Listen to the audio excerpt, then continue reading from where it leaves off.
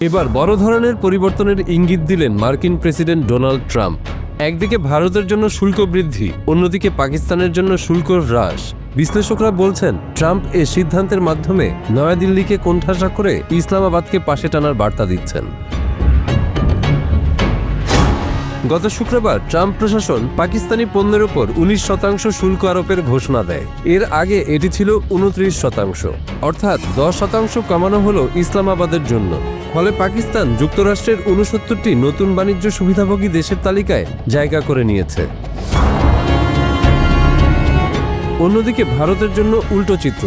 Trump প্রশাসন ভারতীয় পণ্যের উপর বসিয়েছে 25% শুল্ক।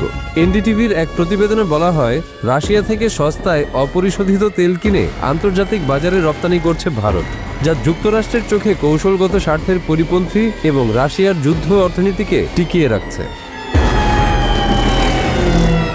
মার্কিন পররাষ্ট্রমন্ত্রী মার্কো রুবিও ফক্স নিউজকে দেয়া এক সাক্ষাৎকারে বলেন, ভারত আমাদের বন্ধু, কৌশলগত অংশীদার, তবে তারা এখনো শতভাগ মিত্রতার পর্যায়ে পৌঁছায়নি। তাদের সাম্প্রতিক বাণিজ্য নীতি আমাদের প্রত্যাশার সঙ্গে সামঞ্জস্যপূর্ণ নয়। তিনি আরও যোগ করেন, ভারত শুধু নিজে সস্তায় রাশিয়ার তেল কিনছে না, বরং তা পরিশোধন করে উচ্চ দামে আন্তর্জাতিক বাজারে বিক্রিও করছে। এটি বাজারের ভারসাম্য নষ্ট করছে এবং পরোক্ষভাবে রাশিয়ার যুদ্ধ চালিয়ে যেতে সহায়তা করছে। এমন আচরণ মিত্রদের কাছ থেকে প্রত্যাশিত নয়। এই অবস্থান যুক্তরাষ্ট্র ভারত সম্পর্ককে নতুন এক অচলাবস্থার দিকে ঠেলে দিয়েছে। বিশ্লেষকরা বলছেন, ভারতের জন্য শুল্ক বৃদ্ধির সিদ্ধান্ত শুধু অর্থনৈতিক নয়, কৌশলগত দিক থেকেও বড় ধরনের সংকেত বহন করছে।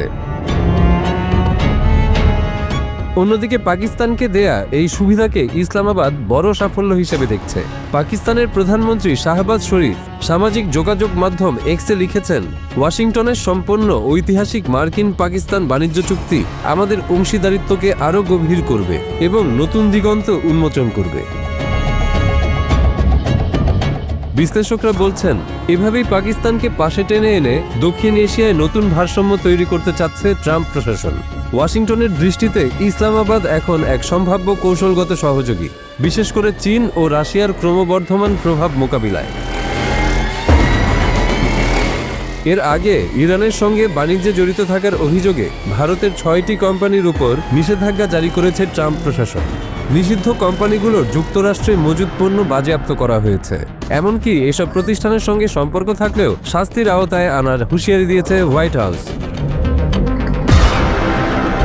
সব মিলিয়ে ট্রাম্পের এই পদক্ষেপে স্পষ্ট হয়েছে, ভারতকে চাপের মুখে ফেলে পাকিস্তানের দিকে হাত বাড়াচ্ছে ওয়াশিংটন।